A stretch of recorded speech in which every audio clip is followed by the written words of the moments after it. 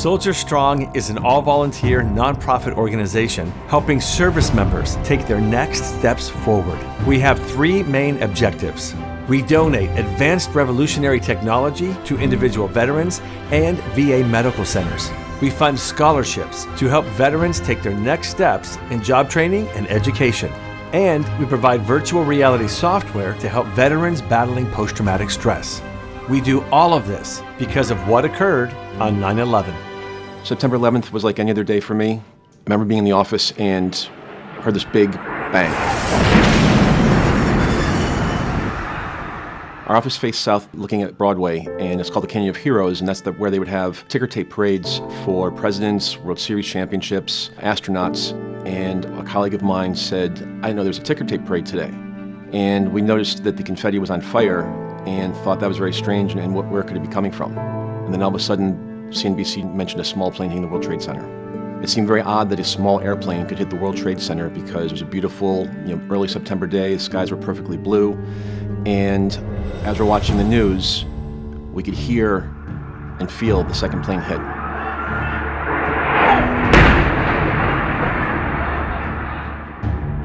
And there were 4 of us in the office that day. The rest were already on the exchange floors. I walked a block north towards the World Trade Center, and that's when I saw for the first time, firsthand, the 2 gaping holes in the World Trade Center.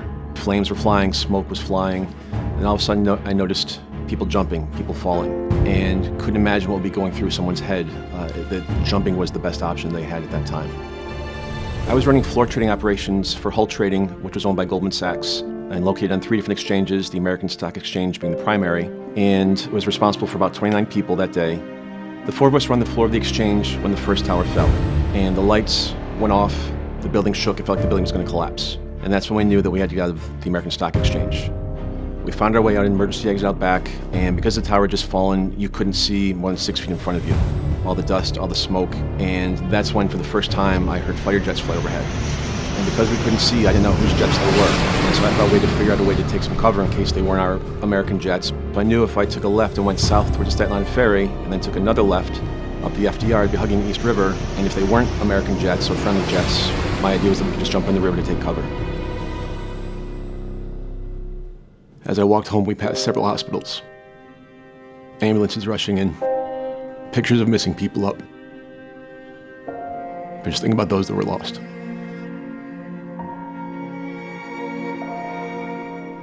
It's a sense of relief to make it home. I'd been married just over a year. My wife was there, and just gave her a big hug. And just hugged. I remember when she hugged me, the white stuff came out of my hair from the dust. She's like, oh my God, I didn't realize you were that close. And I poured a big ass glass of scotch. And I don't know how or why, but I just took my glass of scotch and just sat in the bathtub, fully clothed.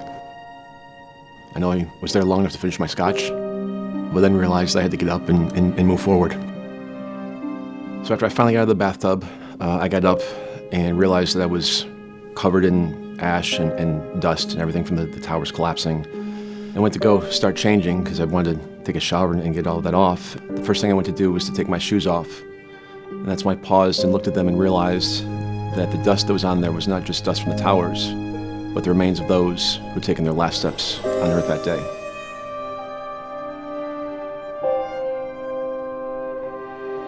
"9/11 was something that changed my life like tens of thousands of others forever. One of my most lasting memories that day is watching the hundreds of first responders rush in while hundreds of people were trying to get out. It is an incredible act of bravery. I realized I had to give back, somehow, some way. I had no idea how or when, but knew I had to do something. So during the financial crisis of 2008, 2009, people were losing their homes to foreclosure. And I couldn't figure out why this kept happening. The banks didn't want the properties on their balance sheet. People didn't want to lose their homes. And speaking with some colleagues, we were trying to figure out how to get the banks and the borrowers together in the same place. I was able to create StartNow, which was my first way of giving back and help people avoid foreclosure. And we hosted an event at a community center where I live in Connecticut. I reached out and was able to get 6 banks to attend our event. And that day, dozens of people walked out avoiding foreclosure and keeping their homes. That event was so successful, it made us do 11 more events over the course of the next year throughout the state of Connecticut. And after those other 11 events, 252 Connecticut families avoided foreclosure and stayed in their homes. In the summer of 2009, a good friend and mentor of mine, who was a retired Marine, had given me a copy of a letter he'd received from a Marine deployed in Afghanistan, Sergeant Major Luke Converse, and I'll never forget him. And the letter simply stated, his Marines are taking the fight to the Taliban. They're not living on bases. They're in Jeeps and foxholes. Can you please send tube socks, because we hike all day and throw the old ones away, and baby wipes for personal hygiene. And he called them sheets of gold, and that's how they would take a shower. So my buddy said, Chris, I know you're involved in a few things. Maybe you can put some care packages together. So I reached out to a local pharmacy to get baby wipes and a local sneaker store for the tube socks. And I started working with local churches, businesses, temples, schools. And we had some sock drives locally where I live in Connecticut. And after that drive, the first shipment of 1,500 pounds was sent over. So after our first shipment, and realizing that there was a need still for our troops in Afghanistan and Iraq, we created a nonprofit called SoldierSocks. And that's what gave us the opportunity to go and fundraise for items to send to the troops. And by the summer of 2013, we'd shipped 75,000 pounds to 73 units in Iraq and Afghanistan. Chris, I want to start with you and your organization. I actually remember when I was in Afghanistan receiving boxes of socks, so thank you for that. In 2011, President Barack Obama sent me and SoldierSocks a letter acknowledging us for the work we've done with our care packages and awarded us the President's Call to Service Award. In the summer of 2013, the wars were winding down and the troops were coming home, and SoldierSocks was looking to close up shop because there wasn't a need for our care packages anymore. Another friend of mine came to me and said, Chris, you should take a look at the post-9/11 GI Bill. There's some pretty significant gaps for tuition for returning veterans in there. So I did some research and realized that there was a gap in the post-9/11 GI Bill in terms of how much tuition will be covered for veterans. And my thinking was that if somebody's willing to risk their life on the battlefield, they should be able to go to whatever college or university they want to and not have the tuition worried about. So we created 3 different scholarship funds, and to help us transition from care packages to scholarships, we came up with a mission sentence of helping service members take their next steps forward. And the concept there was taking steps in the battlefield with the tube stocks that we'd sent, and now taking steps in job training and education. And speaking with one of my closest friends and SoldierSocks co-founder Scott Duffy, we were talking about veterans coming back home and how the perception was that they were broken, they were wounded, they were injured. And Scott said, they're not. He said, they're just as strong as they were, if not stronger, before they went to battle. And as we realized that we were no longer doing socks, we had to change the name from SoldierSocks, and then based on Scott's comment, that's how we came up with SoldierStrong. I came across an article in Bloomberg magazine on a company just outside San Francisco that makes an exoskeleton device. And the exoskeleton enables a paralyzed person to stand up and walk again. It's a wearable robot that moves your legs for you. SoldierStrong learned the VA does not provide exoskeletons. We thought, how great would it be to help a paralyzed veteran stand up and take literal steps forward? And we would fund and donate exoskeletons and donate those to spinal cord injury units within VA medical systems. They're $150,000 a piece. And living up to our mission statement of helping service members take their next steps forward, we decided to go and to fund these devices. On April 27th, 2011 is my middle daughter's 5th birthday, and several thousand miles away, Sergeant Rose's Humvee drove over a 900-pound IED that ripped the truck in half, leaving him paralyzed, while I'm back at home having ice cream cake and pizza celebrating my daughter's birthday. And knowing that Sergeant Rose became injured while I was having pizza and ice cream cake, it was an easy choice to be our first recipient of an exoskeleton device. The VA has a new tool to help veterans here in Colorado. It's an exoskeleton device. It's a wearable robotic suit. It helps paralyzed patients like that man, Dan Rose, walk again. Rose was a combat engineer for the Army when his Jeep hit a roadside bomb. Rose was paralyzed from the waist down. He calls the exoskeleton life-changing. Kind of get used to just being, like sitting in a chair all the time. So to be able to stand up and look across a room at eye level again is just probably the hugest impact it has. That's why SoldierStrong does what it does. For those people like Sergeant Dan Rose who became paralyzed from his injury, giving him the best that's possibly available to him back here at home.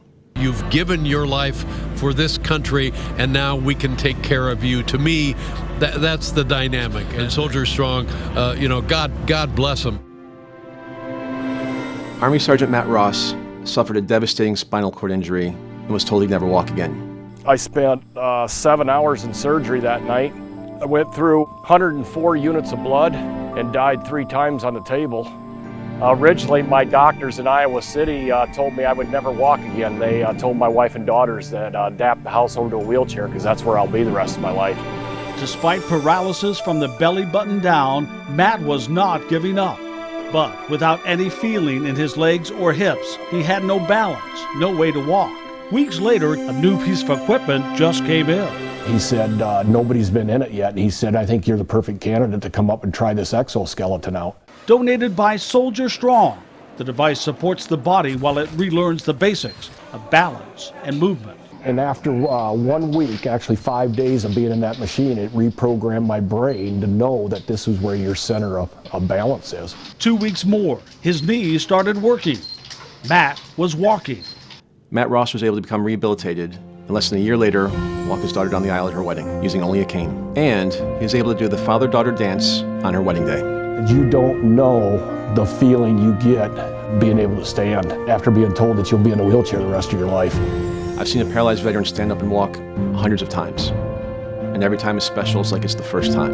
And speaking with several of the veterans that we've been able to help, you hear amazing stories. Something as simple as, I'm tired of looking at somebody's belt buckle, and just being eye level with the world again is enough of a reason to do it. But then also learning that it helps them physically. It does things like help reduces urinary tract infection. It increases muscle and bone density, which extends the length and quality of their lives. The exoskeleton also helps them not only physically, but mentally. You and I are able to walk and we take things for granted like standing, walking, reaching things on the top shelf in the cabinet. And giving the veteran the ability to do things like that, to continue and have a normal life, is something to be proud of. To date, SoldierStrong has funded and donated over 30 exoskeleton devices to VA medical centers across the country, and we're just getting started. I had the privilege of going through a leadership program a few years back, run through President Bush's library in Dallas, Texas. And my final project was to convince the government, convince Congress, that we need $33 billion to fund a program to enable paralyzed veterans to stand and walk again. My program was selected to be a final presentation in front of President Bush and Mrs. Bush. And in Dallas, Texas, Army Sergeant Dan Rose stood and walked in front of both of them. President Bush said, "Holy shit," with his Texas accent.